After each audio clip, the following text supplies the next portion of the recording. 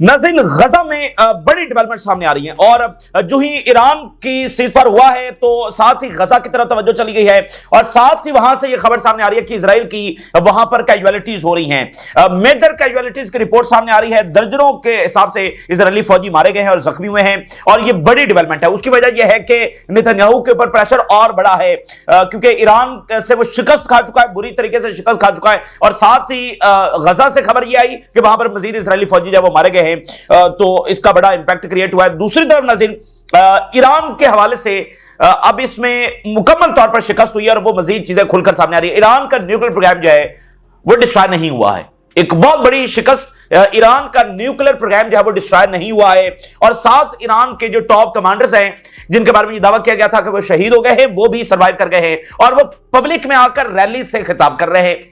ये जनाब एक और इनको समझ लेके शिकस्त का सामना करना पड़ा है। वो कमांडर्स निकलकर रैलीज में आ रहे हैं और पब्लिक के साथ जब वो खिताब कर रहे हैं और इजराइल से बार बार अब ये बयानात आ रहे हैं। अच्छा, पहले तो उन्होंने कहा, जब सीज़फायर हुआ तो नेतन्याहू ने कहा कि तमाम गोल्स जो है वो अचीव हो गए हैं और उसका खुद पोस्टमार्टम जो है वो इजरायली मीडिया कर रहा है कि कोई गोल्स अचीव नहीं हुए। अच्छा, अब वो कह रहे हैं कि नहीं, हमारी जो कैंपेन है अगेंस्ट ईरान, हमारे जो मिलिट्री अटैक्स है वो अभी खत्म नहीं हुए, अब हम फिर ईरान के ऊपर हमला करेंगे। अच्छा, इसका जवाब ईरान से आने से पहले ट्रंप से जवाब आ रहा है। जो इजराइल कहता है कि हम हमला करेंगे ईरान के ऊपर, उसका जवाब ट्रंप से आता है और इंतहाई सख्त अंदाज के अंदर।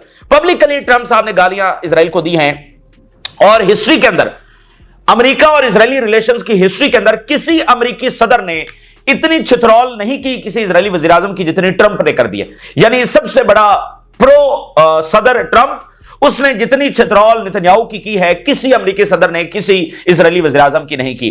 तो ये बात हमने उस वक्त भी डिस्कस की थी कि ट्रंप जितना प्रो इजराइल है वो उतना अनप्रेडिक्टेबल भी है। अगर हालात साजगार ना हुए तो फिर ट्रंप बहुत पीछे हटने की भी महारत रखता है। तो आप देखिए कि उसने इजराइल के लिए फैसला किया कि वो ईरान से उसने जंग करने का ग्रीन लाइट दे दी, लेकिन जब रिजल्ट्स उसके मुताबिक नहीं आए हैं तो अब उसको पीछे हटना पड़ रहा है और वो किस सूरत इजराइल को भी अलाउ नहीं कर सकता क्योंकि ट्रंप जो है सबसे बड़ा प्रेशर तो अंदर से आ रहा है और उसने ये कोशिश की कि 2 हफ्तों के अंदर अंदर जो है वो मामला वो सिमट जाएगा, न्यूक्लियर भी तबाह हो जाएगा, ईरान की रिजीम भी चेंज हो जाएगी, तो मैं अचानक से फातेह होकर निकलूंगा और इससे मेरी रिप्यूट में भी इजाफा होगा और मेरी ताकत के अंदर भी इजाफा होगा। लेकिन वो सारा प्लान जो है वो फेल हो चुका है क्योंकि वो रियलिटी के ऊपर मुबनी प्लान था ही नहीं, वो सिर्फ बदमाशी के ऊपर मुबनी और बुक्स के ऊपर मुबनी के ईरान को बस तबाह करना है, इसके ऊपर मुबनी प्लान था जो फेल हो चुका है। अब ट्रंप के पास इसके सिवा कोई चारा नहीं है कि वो नेतन्याहू को जब लगाम डाले। तो इधर से नेतन्याहू कहता है कि ईरान के ऊपर हमला होगा, तो ईरान के ऊपर मतलब क्या हमला होगा? ईरान तो तैयार बैठा है और उसने जो करके दिखाया उसकी अब मजीद रिपोर्ट सामने आ रही है कि क्या तबाही ईरान ने इजराइल के अंदर मचाई है। तो ईरान से जवाब आने से पहले ट्रंप से जवाब आता है और जवाब क्या था? बकायदा गालियां। मतलब ये अजीब ही वहां पर एक सिलसिला शुरू हो गया है, बकायदा गालियां। और वहां पर पब्लिकली ट्रंप ने मीडिया पर आकर नेतन्याहू को, इजराइल को जब वो गालियां दी हैं। अच्छा, इस सारी डायमेंशंस के ऊपर हम बात करेंगे। और शाम में हालात खराब हो रहे हैं। देखिए, नेतन्याहू इस वक्त उसको शिकस्त हो गई है और उसका कोई फ्यूचर नहीं है, उसने जेल में जाना है और उसके बाद अपने अंजाम को पहुंचना है। तो अब वो कोशिश करेगा कोई नया फसाद बर्पा करने का, ठीक है। तो शाम के हालात अच्छे नहीं, उनकी रिपोर्ट्स आ रही हैं। शाम में धमाके हो रहे हैं, बड़े धमाके हो रहे हैं और एक तो वहां पर दाइश ने जो एक चर्च के ऊपर हमला किया, उससे हटकर अब जो है ना वहां पर बड़े बड़े धमाके सुने जा रहे हैं। ये भी रिपोर्ट्स है कि इजराइल वहां पर बॉम्बिंग कर रहा है। हालांकि ये बड़ी अजीब बात है कि ताजा तरीन रिपोर्ट के मुताबिक जो सीरियन गवर्नमेंट है वो डेली बेसिस के ऊपर इजराइल के साथ राब्ते में है। ये बड़ी अजीब बात है। इस वक्त रीजन में शायद ही कोई ऐसा हो कि सीरियन जो गवर्नमेंट है वो डेली बेसिस के ऊपर इजराइल के साथ राब्ते में है और इजराइल के साथ नॉर्मलाइजेशन प्लान कर रही है। तो वो सारी बात, उनका प्रोजेक्ट चलने वाला नहीं है। लेकिन बात करने का मकसद यह है कि अगर सीरियन गवर्नमेंट इतनी ही जो है वो इजराइल की तरफ उसका रुझान है तो फिर कम से कम इजराइल को यह तो रोके कि सीरिया में आकर बॉम्बिंग ना करे। तो वहां पर बॉम्बिंग भी हो रही है और सीरिया जब वो इजराइल के साथ राब्ते में भी है तो ये काफी वहां पर सूरत हाल गड़बड़ है। अभी तक सीरिया पूरी तरह से स्टेबलाइज नहीं है, वहां पर अभी भी एक पैरेलल सिस्टम है जो एग्जिस्ट कर रहा है और अमेरिकन ने अल शरा को कहा है कि तुम जरा बचा के, ठीक है ना, तो मामला काफी वहां पर गड़बड़ है। आगाज हम गजा से करते हैं क्योंकि अब सारी जो तवज्जो है, सारी अटेंशन है वो गजा की तरफ है और उसमें बहुत बड़ी डेवलपमेंट जो जर्मनी के चांसलर की स्टेटमेंट आई है कि गजा के सीज फायर का मोमेंट आ गया है और मैंने आपको बताया कि जर्मनी के ये बात करना वो कितना ज्यादा इंपॉर्टेंट है, क्योंकि ईरान जंग शुरू होने से 2-4 दिन पहले और फिर during the Iran war Germany सबसे ज्यादा इसराइल को जब सपोर्ट कर रहा था, खुलकर असले सारी बातें। अब जर्मनी का अचानक से अपनी टोन बदलना ये बड़ी सिग्निफिकेंट बात है। तो गजा के सीजफायर की तरफ, और उसमें बड़ी इंपॉर्टेंट बात यह है कि यानी गजा से जब खबरें आना शुरू हुई हैं तो पहली खबर यह आई है कि वहां पर इजरायली फौजी मारे गए।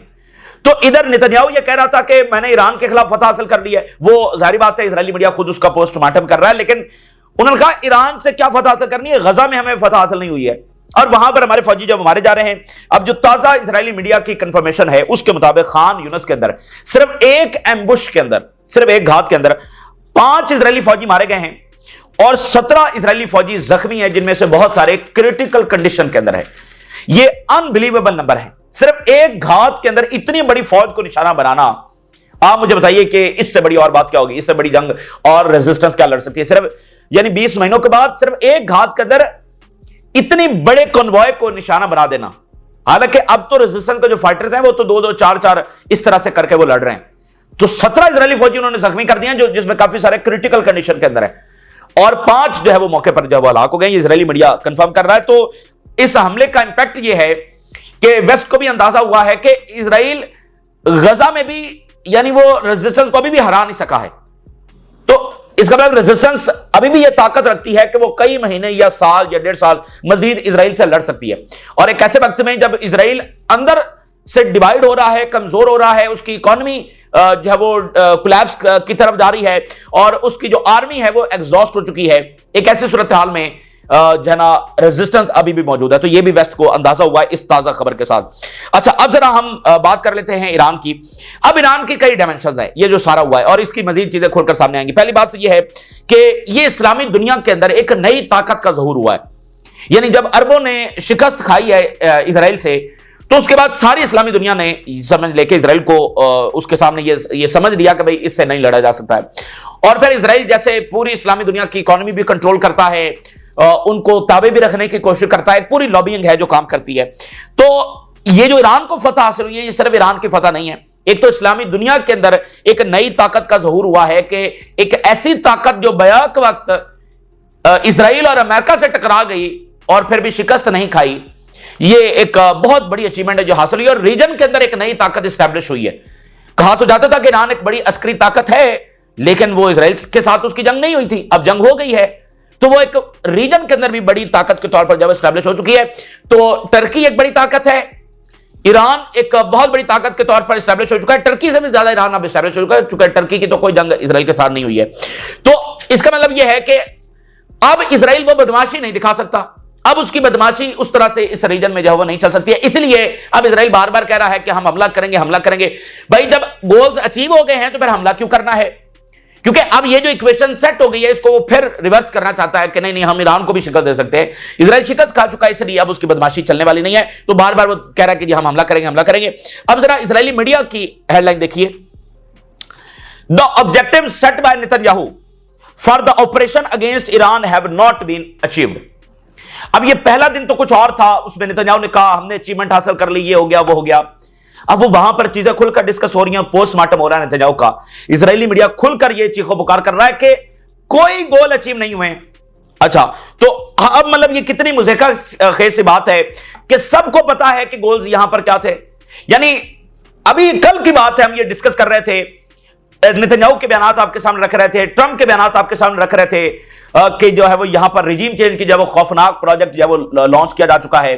और क्या ये रिजीम चेंज हो सकेगी, नहीं हो सकेगी, क्या ईरान रेजिस्ट कर सकेगा, ये सारी बातें तो डिस्कस हो रही थी खुलकर। नेतन्याहू और ट्रंप कह रहे थे कि ये रिजीम जब नहीं बचेगी। ट्रंप ने तो ये तक कह दिया था कि ये पूरा ईरानियन एम्पायर, यानी ये जो पूरी लैंड है जो जहां पर इस वक्त ईरान है, वो नहीं बचने वाला, यानी उसको कई हिस्सों में तकसीम कर दिया जाएगा। ये तक ट्रंप जब धमकियां लगा चुका है। और मैक्रोन कह रहा था कि रिजीम चेंज मत करो, इससे जब वो क्योस फैल जाएगा। मैक्रोन उसकी मुखालिफ, भाई सारी डिबेट ही ये थी कि रिजीम चेंज वो कह रहे थे हम करेंगे, इधर से ये कह रहे थे कि हम पूरी तरह से लड़ने के लिए तैयार है, और बाकी सब ये तजिए कर रहे थे कि भाई होगी नहीं होगी। अब वो कह रहे रिजीम चेंज तो हमारा मकसद नहीं था और हमारे गोल्स है। और भाई कौन से गोल्स है जो अचीव हो गए हैं? ठीक है, तो वो इजरायली मीडिया खुद उस बात का पोस्टमार्टम कर रहा है कि कोई गोल्स अचीव नहीं हुए। सबको पता था गोल्स क्या हैं, न्यूक्लियर और रिजीम चेंज, खाना जंगी, मुल्क को तोड़ना, एक फेल्ड स्टेट ईरान को बना देना, फिर उसके ऑयल, उसकी मादनियात और उसके गैस के ऊपर कब्जा कर लेना, और फिर ईरान को निशाने व्रत बनाकर बाकियों से अपनी टर्म्स के ऊपर अनकंडीशनल सरेंडर करवाना, यह बुनियादी तौर पर गोल था, जो कि इसके अंदर वो फेल हो चुका है। और आप जरा अंदाजा करिए कितनी बड़ी चपेट इनको पड़ी है। अभी तक रशिया और चाइना और नॉर्थ कोरिया की एंट्री इस जंग में नहीं हुई थी। अमेरिका तो आ चुका था और पहले दिन से साथ था इजराइल के, इंटेलिजेंस मदद उसकी थी, लॉजिस्टिक सपोर्ट उसकी थी, एयर फ्यूलिंग वो दे रहा था, सारा कुछ तो अमेरिका दे रहा था और बरतानिया पहले दिन से दे रहा था। रशिया, चाइना और नॉर्थ कोरिया, इनके भी एंट्री नहीं हुई थी, इनके भी एंट्री होना थी, और उनकी एंट्री से पहले ही जो है ना वो इजराइल और अमेरिका शिकस्त खा गया, अमेरिका पीछे हट गया और इजराइल शिकस्त खा गया। तो इसलिए अब वो करेंगे हम दोबारा हमला करेंगे। अब दो हेडलाइंस मैं आपके सामने रखता हूं। इजराइल कह रहा है हम दोबारा हमला करेंगे, Al Jazeera, Israel vows campaign against Iran is not over as ceasefire takes hold. अब ताजा तरीन जो इजराइल ने बयान जारी किया है कि हमारी जो अटैक का है वो अभी खत्म नहीं हुआ ईरान पर। अच्छा, इसका जवाब अभी ईरान से आना था, लेकिन इसका जवाब कहां से आया? Trump warns Israel not to attack Iran as fragile ceasefire holds, यानी इजराइल वॉन्स के अगेंस्ट ईरान और ट्रंप वॉन्स अगेंस्ट इजराइल। अब ये अजब ही किस्सा है जो वहां पर जब वो छिड़ चुका है, तो इजराइल कह रहा है कि हम हमला करेंगे, वो जब हमला करेंगे तो ईरान तो फिर उसके लिए तैयार बैठा हुआ है, वो ईरान को जवाब देने की भी नौबत नहीं आ रही, उसका जवाब ट्रंप से आ रहा है, खबरदार जो तुमने ईरान के ऊपर हमला किया। और ट्रंप ने हमने ट्वीट के अंदर लिखा है गॉड ब्लेस ईरान, ये ट्रंप अपने ट्वीट के अंदर लिख रहा है। तो ये बिल्कुल जो है शिकस्त खा गए, और जो मागा वाले हैं उनका शदीद तरीन प्रेशर जो है वो इस वक्त ट्रंप के ऊपर है। ये बड़ा डिसाइडिंग फैक्टर था जिसको हम डिस्कस कर रहे थे। अब मैं आपके सामने एक मिसाल रखता हूं, ताजा तरीन इस वक्त सूरत-ए-हाल क्या, और बिल्कुल ट्रंप इस जंग में इन्वॉल्व नहीं होने वाला है, और बिल्कुल नेतन्याहू जो है वो फारिग हो चुका है। अब आप देखिए, और ये बिल्कुल मैं आपको बता दूं कि गजा के सीज़फायर की तरफ ये मामला ये मागा वाले लेकर जाएंगे। अच्छा, बर्नी सैंडर जो है ये अमेरिका के एक फेमस सेनेटर हैं और 83 ईयर इनकी एज है, और ये 1990 से सेनेटर हैं, यानी सीनियर मोस्ट सेनेटर है अमेरिका के।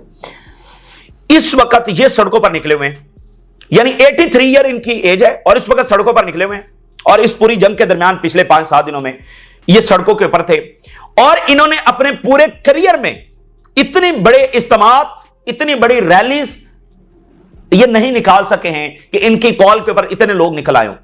ये इस इशू के ऊपर, ईरान के इशू के ऊपर हजारों की तादाद के अंदर अमेरिकन निकले हैं, रैलीज निकाली हैं, इज्तिमात हुए हैं जिससे बर्नी सैंडर खिताब कर रहे हैं। और वो मतलब बिल्कुल एक अजब बात है, बिल्कुल एक गैर मामूली बात है, यानी जितना ट्रंप जब खिताब करता है तो जितने लोग आपको नजर आते हैं, बर्नी सैंडर को सुनने के लिए इतने लोग आए हुए हैं। और उसमें बात क्या हो रही है? किसी सूरत ईरान की जंग हमारी जंग नहीं है, और इजराइल जो है वो हमारा पैसा जाया कर रहा है, और उसमें इराक की जो वॉर है बहुत ज्यादा डिस्कस हो रही है कि इराक की जंग में ये नेतन्याहू जो हमें लेकर गया, और उसमें जो इसकी कांग्रेस के अंदर जो इसकी स्टेटमेंट्स ऑन रिकॉर्ड पड़ी हुई हैं, इसने कहा था अगर इराक के ऊपर हमला हो गया तो बड़ा अच्छा हो जाएगा।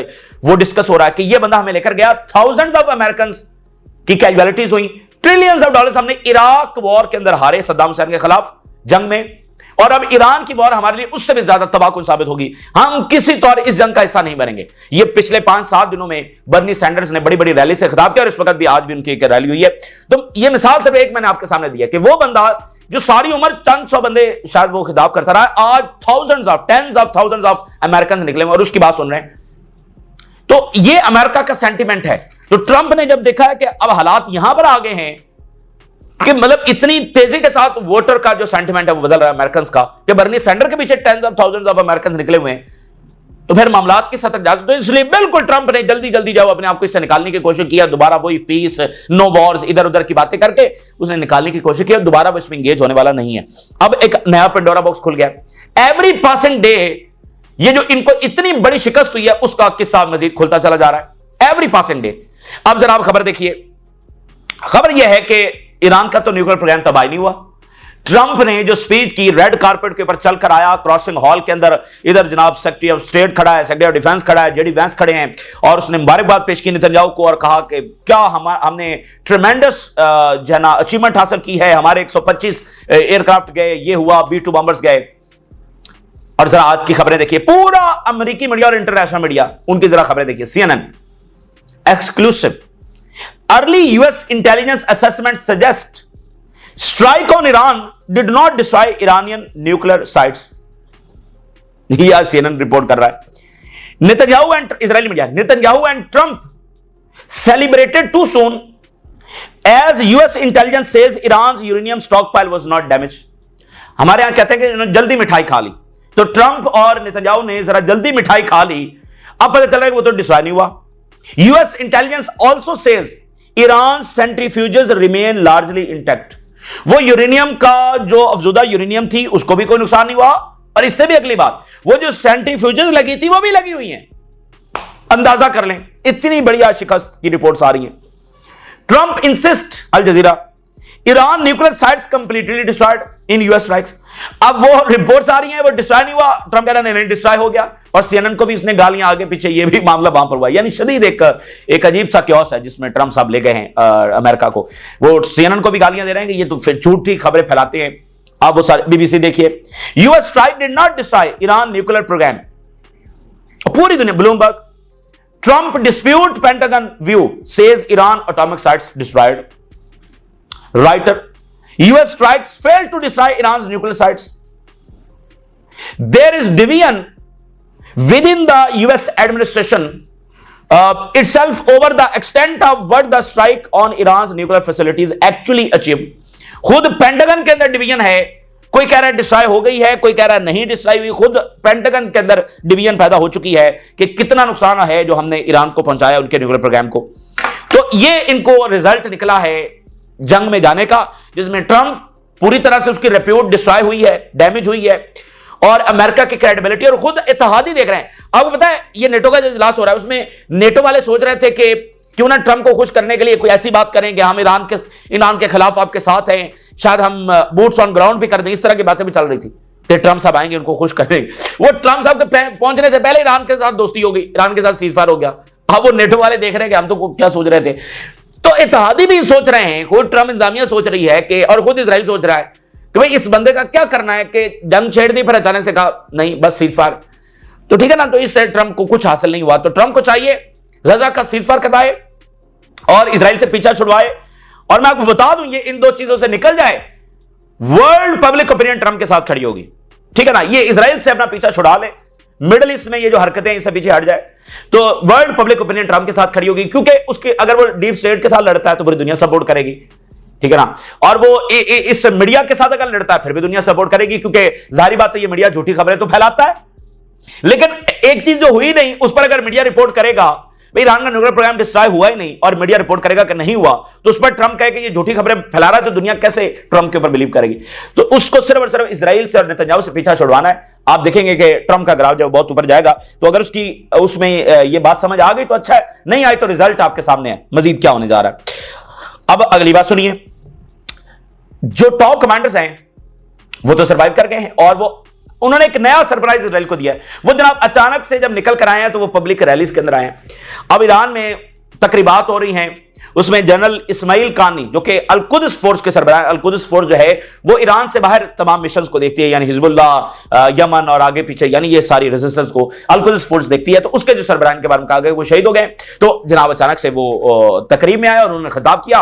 और कुछ और हेडलाइंस देखिए, Israeli media, the presence of General Qaani at the victory celebrations in Tehran puts an end to the rumors and earlier reports claiming he had been assassinated। वो जनरल इस्माइल कानी अचानक, और जनरल इस्माइल कानी से इनको सबसे ज्यादा तकलीफ इसलिए है क्योंकि वो बाहर के ऑपरेशन देखते हैं ना, यानी रेजिस्टेंस को सारी सपोर्ट और वो ये जनरल इस्माइल कानी करते हैं, अल-कुद्स फोर्स करती है, तो इसलिए इनको बड़ी तकलीफ है इससे। Pezeshkian hails Iranian people as architect of historic victory। ईरानी सदर ने जाकर खिताब किया है। Iran declares victory as ceasefire forces Israeli retreat. In numbers Iran True Promise 3 devastate Israel in 12 days. Israel को मलबे का ढेर बनाकर रख दिया सिर्फ 12 दिनों के अंदर ईरान ने, बिल्कुल डिवास्टेशन फैला कर रख दी, तबाही बर्बादी फैला कर रख दी सिर्फ 12 दिनों के अंदर ईरान ने। ये रिपोर्ट्स हैं। Iranian missiles record numerous hits across Israel. कई एक जगहों के ऊपर मिसाइल जाकर टकराए, मजीद रिपोर्ट्स आ रही हैं। यमन, ईरान विक्ट्री थॉटेड US Israeli plans in the region. जो भी इनके रीजन के हवाले से जो मंसूबे थे ईरान ने वो सारे के सारे जो वो नाकाम बना दिए हैं। और ये हमें पता है कि ये एक रीजनल प्रोजेक्ट था, जिसमें ईरान को निशाने इबरत बनाकर बाकियों से भी अनकंडीशनल सरेंडर लेना था। लेकिन ईरान ने ताकत के साथ और बहादुरी के साथ उस प्रोजेक्ट का रास्ता रोक दिया है। समझ लें कि उसने सबकी एक जंग लड़ी है और अभी भी वो इजराइल कह रहा है हमला करेंगे, ये करेंगे, वो करेंगे, लेकिन उनको जो है वो शिकस्त हो चुकी है।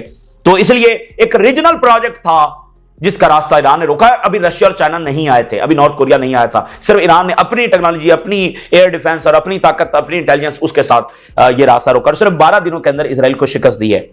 अच्छा, अब शाम के अंदर क्या हो रहा है? शाम की जो गवर्नमेंट है वो कह रही है कि हम रोजाना से राब्ते में। Israel in direct daily contact with new Syrian government, Israeli media. Al Sharaa जिन्होंने कंडेम नहीं किया, सारे मिडिल ईस्ट वर्ल्ड ने कंडेम किया ईरान के ऊपर जो हमला हुआ, अल शरा ने कंडेम नहीं किया। इवन जापान ने कंडेम कर दिया जो G7 का मेंबर है। उधर फ्रांस ने अपोज कर दिया। आयरलैंड ने इसको क्रिमिनल एक्टिविटी कहा जो अमेरिका ने हमला किया। तो ना ही इजराइल के हमले को, ना ही अमेरिकी हमले को अल शरा ने। तो इस तरह अल शरा ने अपने आप को काफी ज्यादा मिस्टीरियस कर लिया है, काफी ज्यादा मशकूक कर लिया है कि ये किसका प्रोजेक्ट है। भाई पूरा रीजन और उसके लाने वाले टर्की और कतर सब ज्यादा कंडेम कर रहे हैं और अल शरा साहब ने नहीं किया। तो काफी सवालात उठे और अब ज्यादा उठ रहे हैं। आज ही यह खबर सामने है कि इजराइल और सीरिया रोजाना डेली राब्ते में है। तो अल शरा साहब क्या करना चाह रहे हैं? साथ ही एक अमेरिकन एम्बेसडर हैं, उनकी एक बात है, उन्होंने कहा जी मैंने पॉलिटिकली तरबियत की है अल शरा की। अमेरिकन एम्बेसडर कह रहा है। अच्छा, अब आप देखिए कि loud explosions in Syrian defence ministry in Latakia countryside, ठीक है, बड़े धमाके। Explosions targeted agriculture battalion known as the drone battalion. अब ये जो सीरियन फोर्सेस हैं उनके ऊपर हमले हो रहे हैं। More than 10 violent explosions rocked region in Latakia, region still unknown.